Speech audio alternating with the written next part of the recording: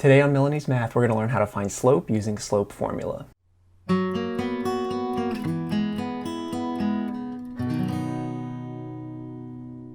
Okay, so if you've watched some of the previous tutorials, we've talked about how slope can mean two things. It can refer to how steep something is, or it can refer to a rate of change. But the question is, how do we get the number for that? Well, in a previous tutorial, we learned how to calculate slope using the rise over run method, which just means you count from any point on the line to another point on the line, count up and over, and you can calculate the slope using that method. Today we're going to use what's called a slope formula, so let's go ahead and get it written down. Slope formula is m equals, for some reason they use the letter m for slope, so that's just something that we're going to have to memorize, and it's a big fraction here. So think of it like this. When you count, it is basically rise over run. When you count in the upward direction, you're talking about the y direction. And when you count run left to right, that is the x direction. But it's not just a y value and an x value, it's how much the y value and x value change. So what a lot of people do is they draw this little triangle in front. That's the Greek letter delta, which just means the change in the y value or the change in the x value.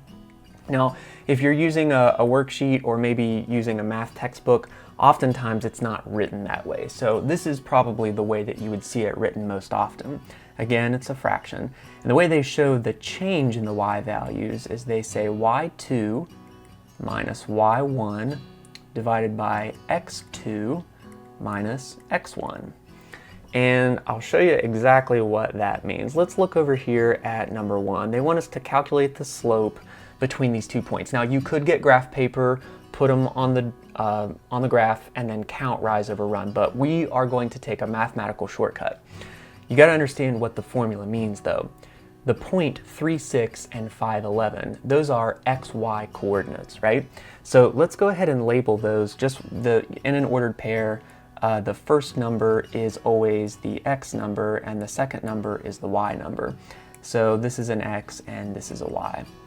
Now this can be a little bit confusing because if I said, hey, look at the x number, you don't know if I'm talking about the 3 or the 5. So to differentiate between the two, we put a little 1 by this one and a little 2, those little subscripts, to differentiate. So now I could say, hey, look at x2.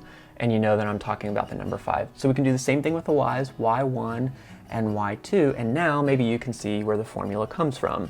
So let's go right below it here and let's find the slope between those 2 points. So every single time we're going to write out the formula. So it's m equals y2 minus y1 over x2 minus x1. Okay, now we are just going to go in here and start filling in these numbers where they go, so just pay attention to make sure that you're getting the right number in the right position.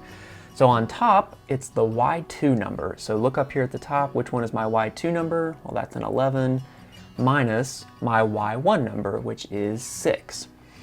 In the bottom, in the denominator, x2 is a 5, and x1 is a 3. Okay, so we're almost there. All we have to do now is do the little bit of arithmetic. 11 minus 6 is 5, and 5 minus 3 is 2. So now we have a slope of this line that is 5 halves. So if we were to put these dots on a graph and count rise over run, we would have got a rise of 5 and a run of 2 for a slope of 5 halves. So it works either way. The question people always ask is, well, if you can just count rise over run, why would you ever need the formula? Well, 2 reasons I can think of. Number 1 is if the numbers that you're using are really far apart from each other, you wouldn't want to sit here and count the whole time. Also, if the numbers are really big, or maybe they're decimals or fractions or something that's maybe not quite as easy to count whole units, you might want to use this formula. So if you're watching the video, I would go ahead and pause it and try number 2. Okay, let's take a look at number 2, and hopefully this example didn't mess you up too much. So every single time I'm going to write down the formula y2 minus y1 over x2 minus x1, and the more times you write that, the more you'll just commit it to memory. Okay, the only reason that this gets a little tricky is because we have some negative numbers. So before I get going anywhere, let's go up to these values and label it x1, y1, x2, y2. That's always the first step, is just label them, and so that you don't substitute them in the wrong positions.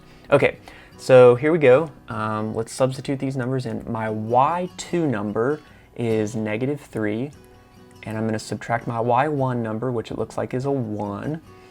In the denominator, x2 is 4. Now be real careful. The formula says put a subtraction sign. Then I want the x1 number, which is also negative. So I'll let you kind of take a wild guess what's going to happen there in the bottom. Let's go ahead and go up and just do the arithmetic. In the numerator, -3 minus 1 is -4. Now check it out in the bottom. Be real careful here. 4 minus a -2. You could have just thought of this as 4 plus 2, right? Because subtracting a negative is adding. So 4 plus 2 is 6. So the denominator should be 6. It's really easy to make a mistake when the number you're plugging in is negative because you're subtracting a negative. So just remember that that turns it back to a positive. This is great as a final answer, except that we could probably reduce this. So -4 over 6, both of those are divisible by 2. So I would say that the final answer here is going to be, -2/3. So I just have the negative sign out in front. A lot of people always ask, well, what would happen if up here originally, if we had like swapped those two and called the first numbers x2, y2, and then the second one's x1, y1. Well, if you remember, slope doesn't matter if you count from the bottom to the top or from the top to the bottom. Long story short, it's going to turn out the same either way. Okay, so let's see if we can apply this to like a real world problem. So on number 3, they want us to find the slope of this line.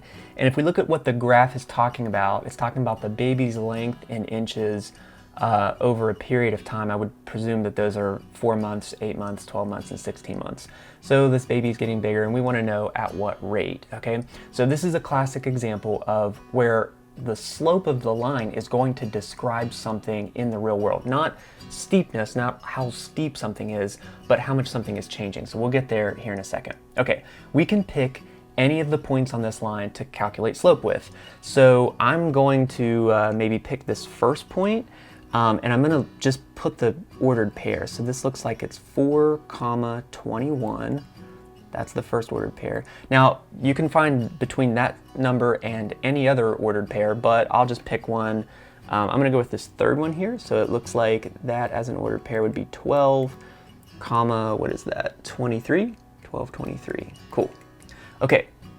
Before I get carried away, let me go ahead and label this x1, y1, x2, y2. And it doesn't matter which one you pick to be x1, y1. I just usually pick whatever I see first. So x1, y1, and this guy is going to be x2, y2. Cool. Okay, so now I have some ordered pairs to work with. I just had to pick them myself. Okay, myself. All right, now let's go over here to the side and let's write down slope formula. M equals y2 minus y1 over x2 minus x1. Nice. Okay, now all we have to do is substitute in those ordered pairs that we've already picked out. Okay, so what is it? Looks like my y2 number is 23. Subtract whatever my y1 number is. It looks like it's 21.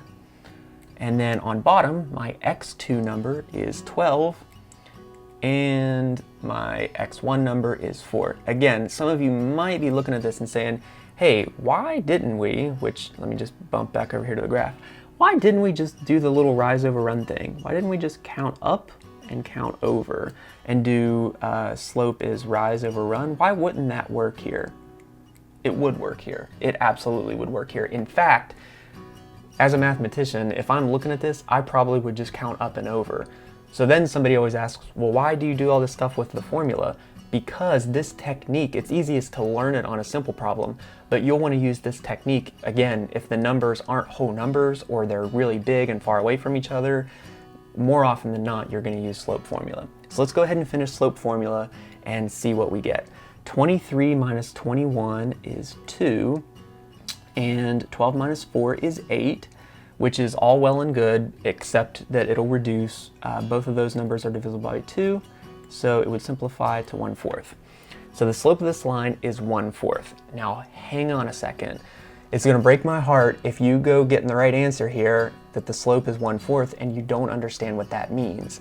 Remember how slope can mean two things, steepness or rate of change.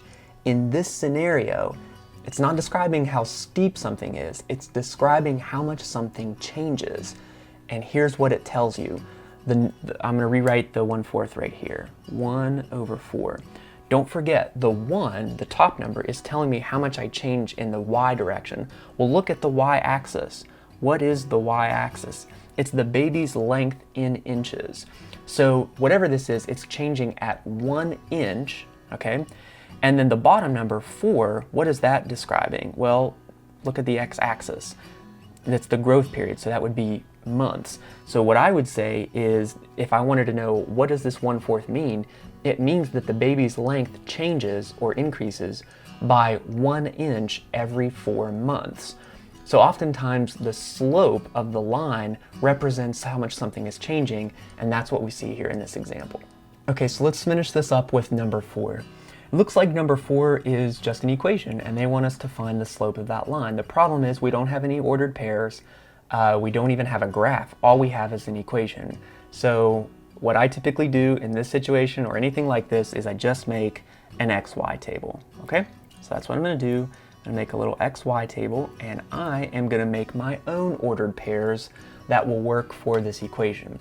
So again, remember, you can plug in whatever numbers you want, and if you remember from a previous tutorial, we just need 2 points.